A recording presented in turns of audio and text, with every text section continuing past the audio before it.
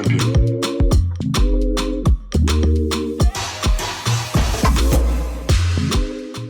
Hello, dear listener. Hello, my fellow Eagle. Welcome to this episode of the CU Alumni podcast. On this episode, a fellow alumni shares our experience in CU. And one thing that struck me was that in as much as we say the staff, the management makes life miserable for us, I got to find out that even we as students, we made life miserable for each other. Like, what the hell? Like, we already had enough problems, and yet we ourselves decided to be a menace to each other, which is quite sad. The story touched me, and I hope we learn from that to advise those in school districts. So we have enough problems with the management and the staff. Let's not be each other's problem. Student council is there and all the snitches. We regular students shouldn't be a problem to one another. So anyway, please subscribe on Apple, Spotify, Google, any other place you get podcasts from. And please enjoy the episode. So our listener right now doesn't know who they're speaking with. So can we do small introduction? Like your full name, which year you graduated, what did you study, your current location, occupation, if you are still single, if you like. Wait, did you just call this a brief introduction? It's brief, nah. It's not brief. It's too much. It's not brief. Oh yeah. Start with name, graduation, year of graduation, and course studies. Then I will guide you as we go on. Oh yeah. All right. So my full name is Sarah Josephine, and I studied political science. I graduated in 2018. That was 2 whole years after I should have graduated. Oh, okay. Presently, I'm in Lagos, Nigeria. I work as a PR specialist for a solar energy company. I'm also a multidisciplinary copywriter, and I handle short-term copy contracts for a couple of companies. Presently, I'm with Totally Branded, but that's a remote job. So I have a 9 to 5, and I get also what they do on the other side. You get. Okay. So that's where I am. What were the other things you were asking? So the copywriting. And are you single? If you want to know that much, did you hear me? Yes, I did. Yes, I am actually. Okay. Good to know. I believe the Lord will intervene. God will do it. Marvel. So I was asking about this copywriting. Is it what you do? You do it personally as well? Yeah, I do it personally. It's mostly like, how they call it, freelancing. But I had attended a couple of classes that really did help me there. It's something I've always had a flair for. To fill that void. Is it a particular genre, or I'm confused about copywriting? I'm kind of ignorant on that. Is it blogs or? Yeah, like the thing is, for copywriting, when you are doing it, you should have like a very in-depth understanding of the sphere you are into. Okay. But when I say multidisciplinary, I mean that I have done copies for a lot of spheres. I've done in entertainment, I've done in tech, I've done in solar, I've done in food and nutrition, and presently I'm doing for Steel Tech, actually. Steel Tech. Okay, so the copywriting was like for the ads or something like that, Abby? Yeah, like it's sales in written form. Okay. That's the way you see when you want to get a product, what actually makes you buy it. The thing you read under, the description that makes it sound very exciting. Okay. That's a copy. Okay. Myself, I could just learn that one. Or is this something you must have a flair for before you can trick your head inside, Abby? Not necessarily. You just have to know the step. Like, the first thing you have to learn is how to catch someone's attention.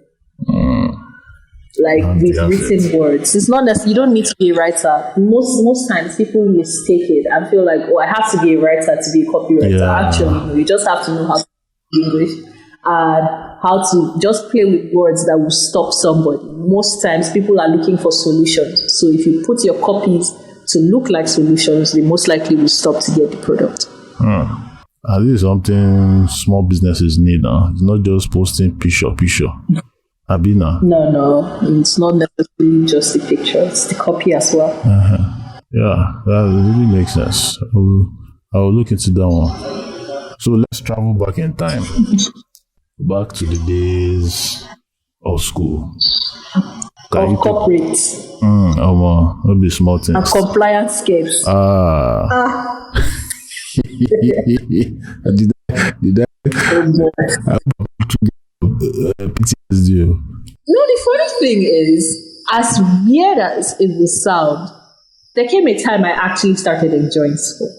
Oh. Most people always say, I hated school. I hated school for like the first 3 years because that was when you were trying to get to adjust to the environment, adjust to the dress code, adjust to the fact that there would always be those, what days to call those people? Is it MIS or BMSF? What days to call those people? That's I don't know which one. Those people, they were always going to be there. So for the first 3 years, I was always, the first year, I was always blaming my mother. Because believe it or not, that woman scammed me into entering Covenant University. The year I finished secondary school and then I wrote JAM and all that, I applied to University of Calabar, I think for law. And then the day of my matric, which was 30th of November, the post-UME list, the list for people that they were allowing into school, into University of Calabar came out. And my sister called me to tell me that my name was on that list. So my matric day, I spent it crying. Oh. I was so mad. I was so mad. And my mom goes, you've already started, I've paid the acceptance fee, this and that, there's no need to start, there's no need to go anywhere else. Like, I had already gone through half of the session, or is it semester? So there was actually no, I was so sad. Are you with me? Can you hear me? Yeah, I can.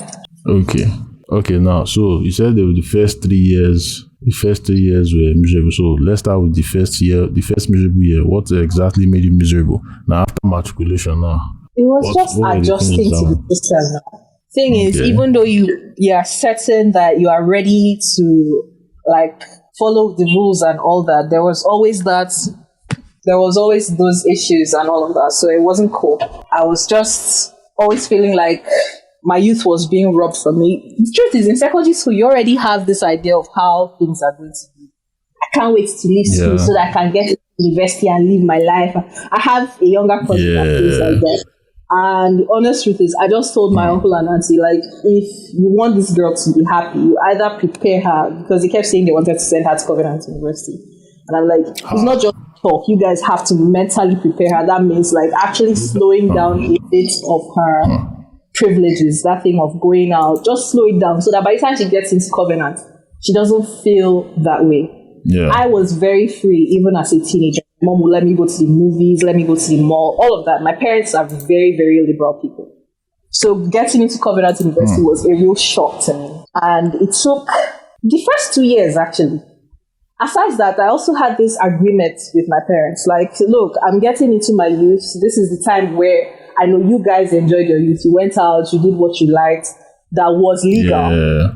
Going to parties, going to clubs. So every time I want to leave school, my school will call you and you better tell them. Like, I could tell my parents, oh, I'm going to the club with my friends from Bells, my friends, and they will be fine when school will call them. Wow, cool. They will actually be like, yes, because at home, that's the same thing. I can tell my dad, oh, I'm going to the club, and they'll be like, okay, just tell me who and who you're going with, and they're fine with that. So I never really had issues leaving school, but even then, that whole process that they'll do it like lottery, and you come back, you're not checking for that, and you find out that, oh, they did not still have your exit. They do like this, man. To go out, you'll be writing letter of story.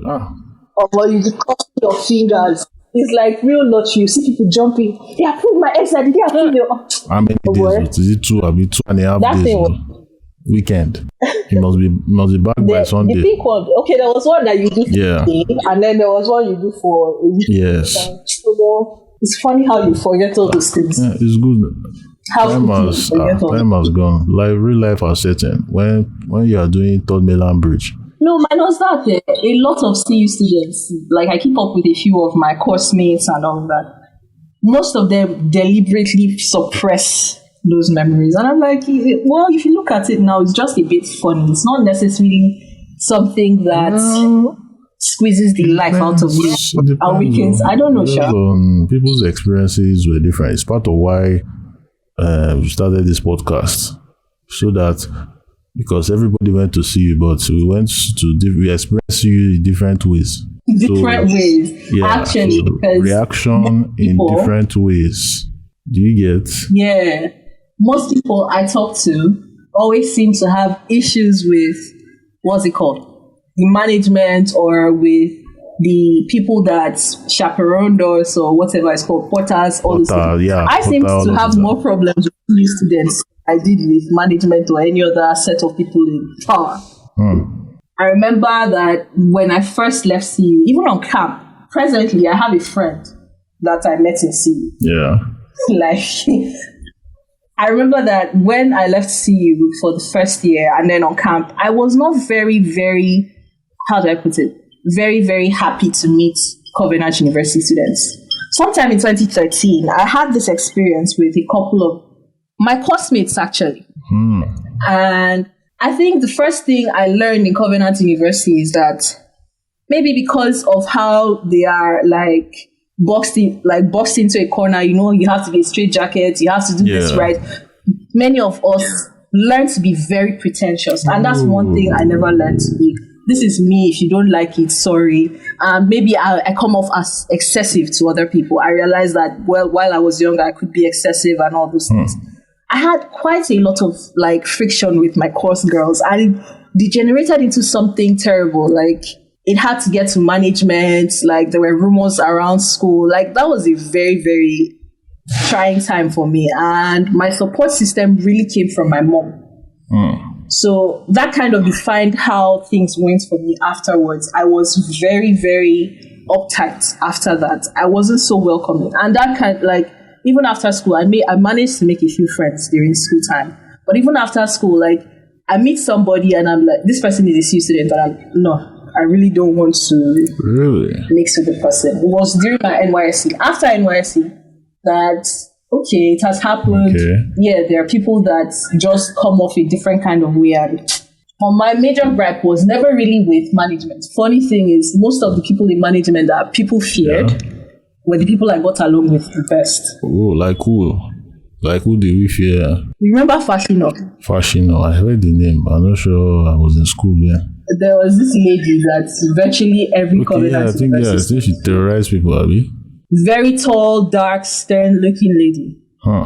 And even though we're not guys like, I'll go and greet her and all these things, I just had a very cordial relationship with her. She was nice to me. She wouldn't, if I'm inappropriately dressed, funny enough, she would seize my stuff. But for some reason, I wouldn't throw a fit or I beg.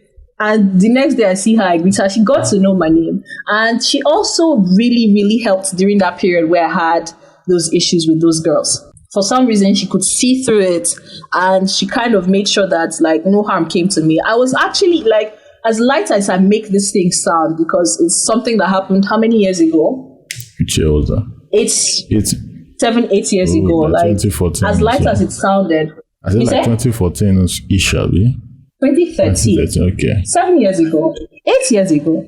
I could tell you from my experience that gang bullying actually used to happen in school, and I was a victim of it. Oh. Yeah. So that's why I say my major gripe came from students and actually not even the management. Wow. But she actually made sure that things were smoothened out, and I really was able to get back on my feet afterwards. Same thing with, what's his name? The dean at that time, Azubike. Really? Azu? Yeah, I maintained a very cordial relationship with him. Again, we're not best of friends that I'll go and say. I have never been somebody that will go and sit down with your lecturers and all those things and sit down and be just nah. But these are people I respect, and I knew that, okay, in their own weird way, even if it might seem twisted to Covenant University students, they actually did make sure that, like, they actually looked out for the welfare of students. At least I was a living testimony, and I'm a living testimony to that.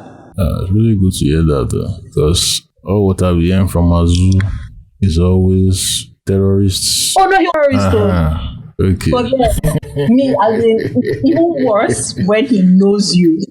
Because I remember one episode I had vividly. Okay. This guy, that was that time, 2014, 2013 was that time where BBM was still reigning. So I had a friend from school, this secondary school, who was in Bells.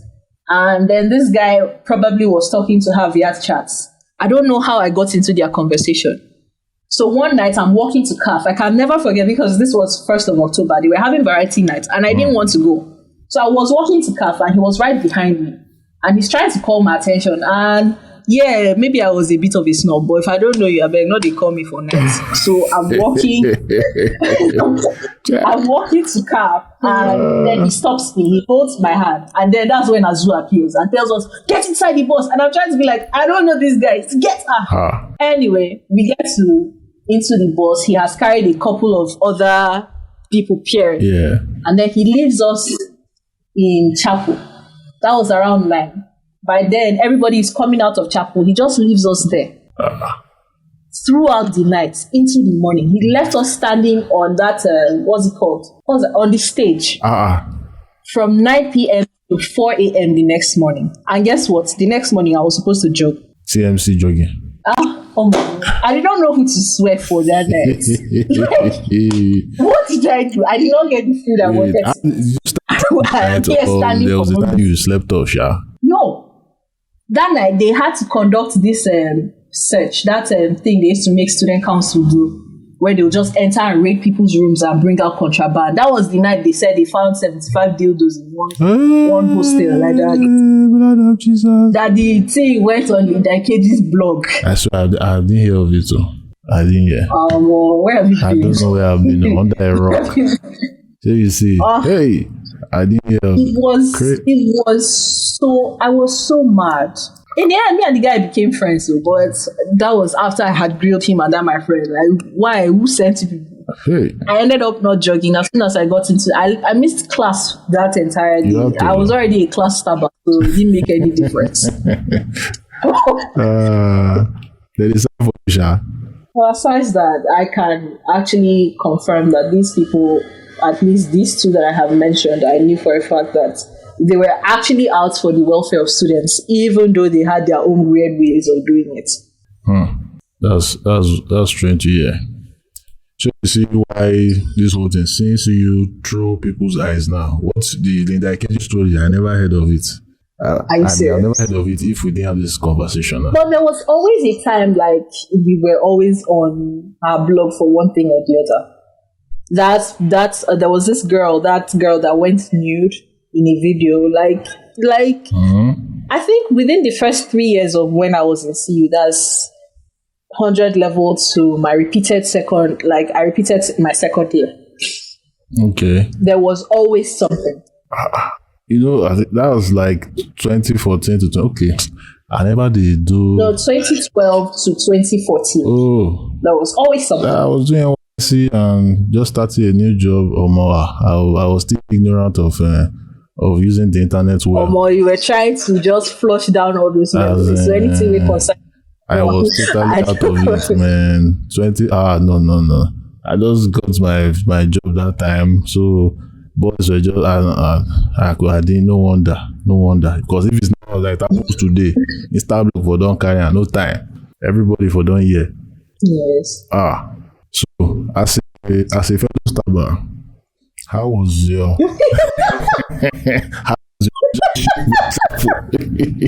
oh boy.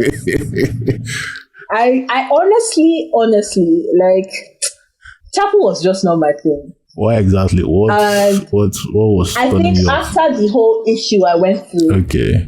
I went through that bullying issue. I went through a serious bout of depression. Yeah. I really didn't give a flying fart. There was a semester. I think I went to chapel just 3 times. They sent me SDC letter. I stabbed the SDC. I'm mad. Like, my own was an entirely different case. And I don't know why I had that kind of audacity, because I knew that Azu knew me personally. So it was as easy as him coming to the hostel with whoever to bring me out, probably give me 4 weeks. I think the only time motivation for me to go to chapel came, and it wasn't even that long lived, was this time when Azu now started doing this thing that if you start chapel, he will now paste your face and your, what's that thing? Your CGPA on the wall, as in the entrance of hostels. So you see all these boys with their CGPA like 0 point something, all of them are coming. Nobody. Even I know I'll dress up and go to chapel. He did it now. There was nothing that guy did not do.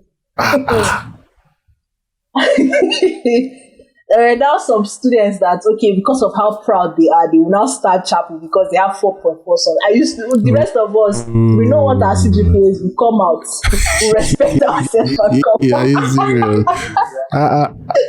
it's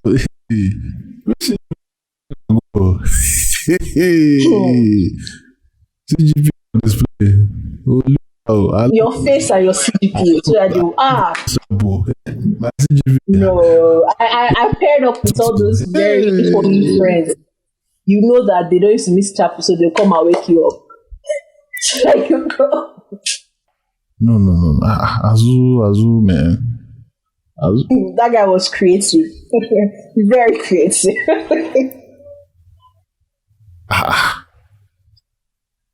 You are still stunned. I'm stunned though. That CJ, you shocked me, man. I kid you not, my dear. Like, I still told you now. One time we did. There was this punishment for people that were going on 4-week suspension. They were usually walking calf. I thought that one was crazy. I don't know, say Azuna boss. Oh, instead of going home, they were walking calf. That was not bad. Calf. They were the overall or shit. To be lawless, to be lifeless. So they were packing out the plates. That's cool. Now, so if it's something that you hate now, this is they'll packing up plates for them. Yeah, take. They're using them to be making fun. So some people are funny, but that thing is. Can you imagine? I think that's because some people their parents will kill them if they get suspended. Their parents may never know. But that thing is like a real stain on your social status. Anyhow you work it, because you know. Another thing in that school was everybody used to do this whole social status. They had clips. It was actually just like a replica of this whole American, in my eyes, I don't know if it's just all these American teenage stories, you know, how they have the cool clip. Treating us like this, I'm teenagers now. Lot of us actually. I got to see what did you? That's peak period teenage years. And people are already at 14. Yes, 14, 15. I remember I was 15. There was one guy that was 26. Now Popsy, they call him Popsy.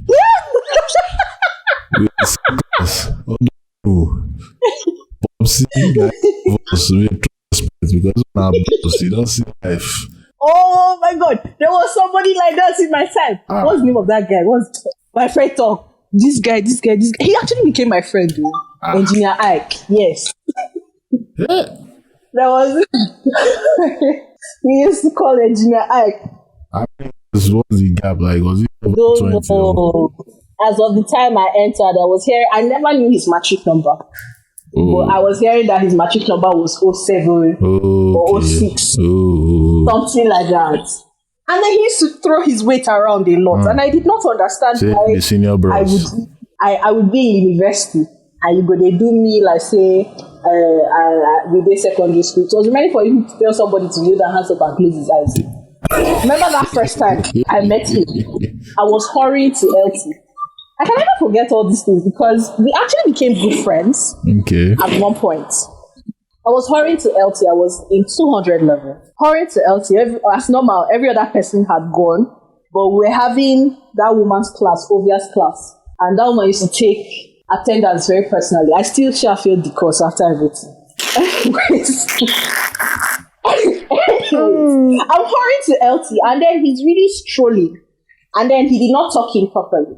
So I did not know whether he was. I mean, pull up your pants and walk faster. I was shift. And then he was looking at me like, who is this person that has out there? Who are you? Please get out. This one. Are you going to beat me or use cane and flog me? But it was later when we met, when I went to CAF. He was like, you are that good girl. Yes, it's me. Oh, for the kind of person I think I was during school. I think I was that popular loner. I don't know. How does I know that I know that a lot of people knew me. You say? Popular loner. I've not seen that kind of combo. But no. There's something like that. There has to be something, right? There has to be something like that. Somebody that doesn't, I didn't used to work in cliques, or you know how when girls want to go to CAF, they'll be like 10, all of them will be walking together. I'm hungry, I'll walk to CAF. Wherever I wanted to go to chapel alone, go to class alone. I really didn't need a clique. Plus, I don't even think I ever did fit into a clique. Maybe one or two friends at the time, but that whole we have to do things together was never really my thing. Yeah, understandable because of that bullying you went through now. So minus that self, even before then, I think that was even a contributing factor. Because when I got into CU, we were about 10 girls in my course, political science. And they all formed a clique. And somehow I was the only person that would always be listening. I was just the odd girl out. So I feel like but that's just me, man. I get my things done. It doesn't make me a lone ranger or anything. It's just I don't have to wait for everybody else. But one of the reasons why people knew me was because of the issue that happened and the rumors that went around with it. You know how rumors used to fly in school. By the time it gets to 10%, by the time it gets back to you, you'll be very surprised at what you are hearing. Yeah, now you be this. You can't the one that say, when did I do this? I had a lot of Nami be these moments. Do you want to share anyone? Do you mind? You say? Do you share any of your Nami with these moments? Okay, so by the time the whole issue escalated, I started hearing one, I was a boyfriend snatcher. It always has to be that. Like, get any girl where maybe she had issue with other girls, where go burn down to say she be boyfriend snatcher. So that was always the first one. They even told Azu that I was trying to snatch someone's boyfriend. Then there was also the gist that I was a thief. There were a lot of things.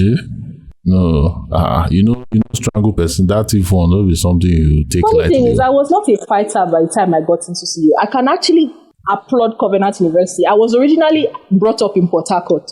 Like I grew up in PH. But I don't have that. I never had that Raz thing to me, that fighting. It was as I entered Covenant University that I learned how to fight. The first time I fought in my life was in CU. Just us. I don't want to take up one.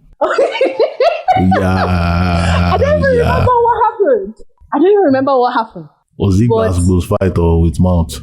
No, it wasn't Glasgow's fight. I beat the girl and I'm very proud of it. Because I was joking. I don't remember what happened, but I know that, you know how you go to smile with person, next thing somebody don't slap you. How? Was it slap or serious slap? This was a 200 level. She was having a fight with I remember now. Okay. She was having a fight with her friend. Apparently, she was dating this guy, and she dumped the guy. Okay. And then the friend started dating the guy. She called a malice two of them. And I think her friend now needed her help. Everybody they beg the girl, she not agree. I can't they beg her. But you know this kind of beg where you go they beg, they laugh. Is it because of this thing where she refused though? And me, I was now laughing because you know how they'll now be like, it's because of this guy that she doesn't want to help this person. And then everybody is laughing. But my laughter sometimes, yes, is very, very somehow. Now me can't they laugh past. I was like, it's not because of this. You can't let a guy come between you guys. Babe, how far? She was like, no, that is not because of the guy. After all, she's seeing somebody else. And she said it, I started laughing. Like, it was very, very funny. The way she even said it, like as if it was one big prize. As I laughed like that, next thing somebody just slapped me. And man, no laughing. Every other person is laughing. Why is my own different? That's how fight started. It was not funny at all. Well, it means the fight wasn't that serious. I hope not to. No, it wasn't serious enough to involve our authorities. Cause no. The funny thing is, the students are very barbaric. Anytime we fight, they happen, they will close door. Let them bring it out. Oh, Covenant University. Don't go involved in any You outsider. just dig it out. Oh All my. these silly numbers. Now this what was I even thinking of again now? You know, we have talked about CU now. The rules, those rules now. Remember the rules now. Were there any rules that made you be like, what's up now? What's all this one? Yeah. I pretty much, like I said, the first 3 years were a real thorn in my flesh. Yeah. Was after that, I pretty much floated through the school. I think I got to this point where anything we now like, no, not do. My own is let me just leave. So anything, I wasn't going to pretend and suck up to lecturers or try to form like say Nami Holy Pass. I think the only thing that used to bite me was when students used to do that whole thing like as if, I don't know if you ever met students that used to do as if Nadem Sabi Jesus pass you or those kind of things. Like those were the only things I used to like. But I never really had, there were a lot of rules. I don't even think I knew some stuff. You know how because of the amount of rules they will pass, they will send it or they put it on the notice board when it's on portal. Like I never knew about the rules. It not concern me. My own just be say, let me just leave. So I was ready to conform with anything. If I could walk around rules, I will. Like the phone rule, I can easily say it. Like I would carry phone if I felt like.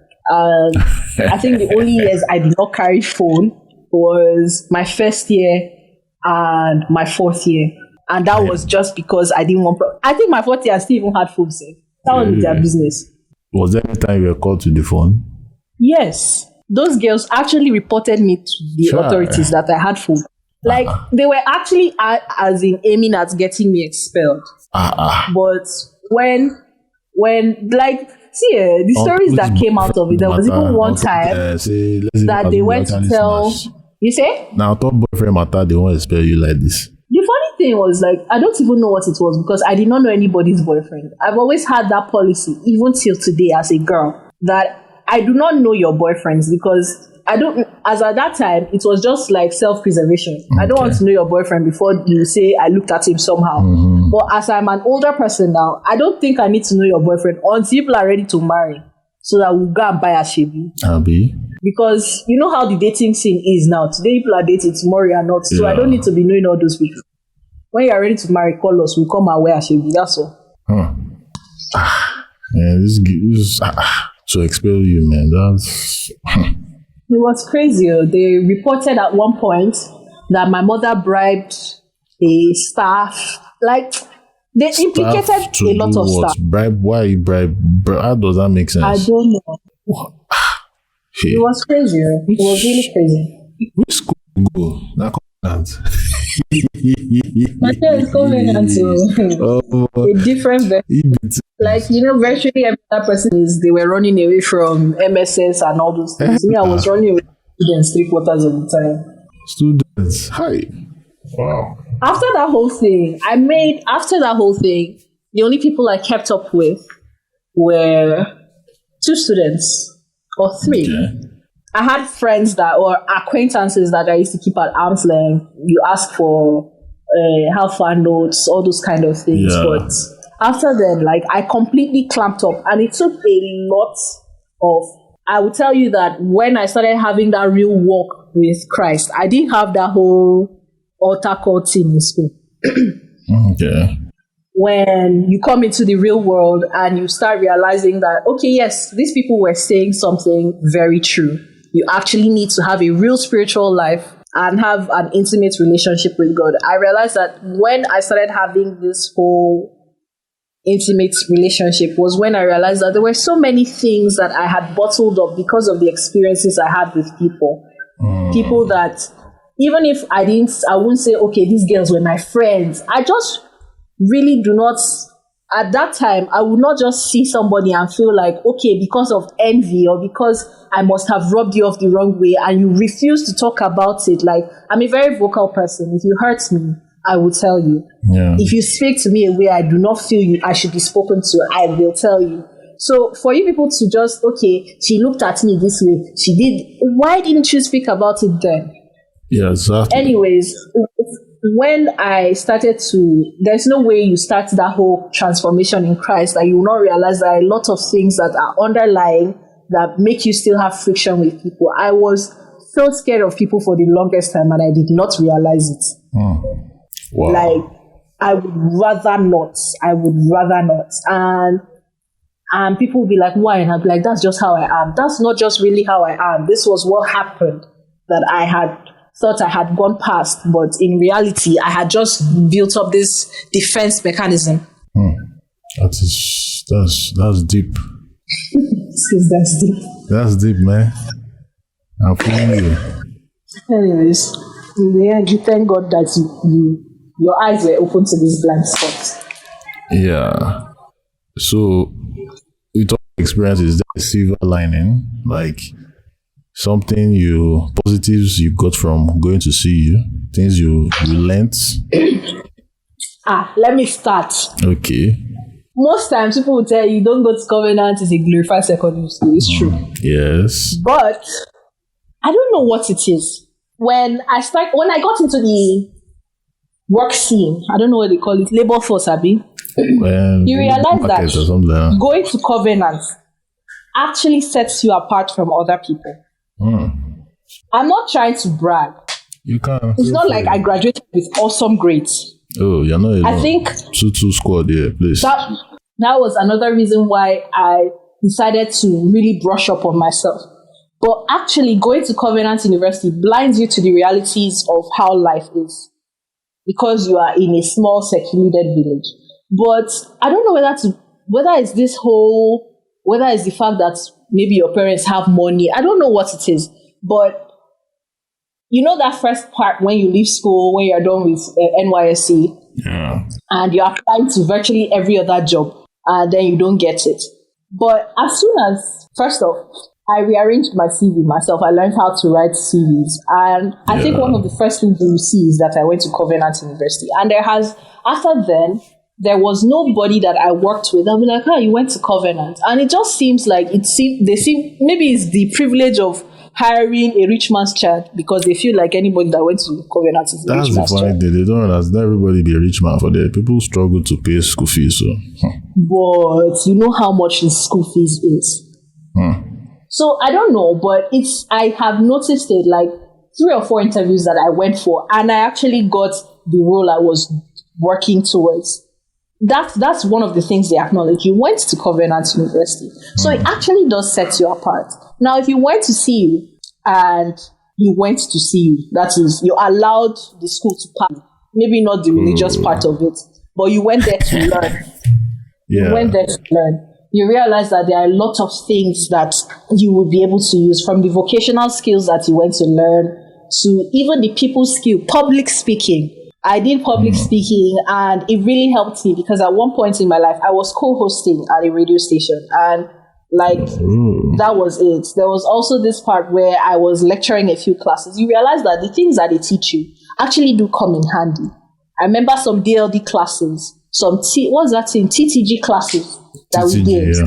Yeah, that even till today, I don't have the notes with me, but they're like most of the notes I took during TTG, like the book is still there. I know it's at home. And there are still some things that we were taught. There was this one, I can never forget that lecture because I slept and Faduba came to wake me up and make me stand. Don't worry. One point in my life, I'll write this book, Misadventures of Sarah Aquarium, because and during that class, it was Atayero that taught it, work-life balance. And till today, there are still some things that I remember that he said in that class that still make a whole lot of sense to me. In school, in all, like to me, it is an attitude adjustment. It could work as an attitude adjustment. But the thing is, I still feel like this is arguable that it could go either ways. It could either make the person a completely transformed person for the better, completely transformed person for the worse. Depends on the person. But aside that, there's a lot to learn. If you are not willing to learn or conform, I would not tell you to go to this school. But then I'm not one of those people that say, don't go there. No, I wouldn't do that.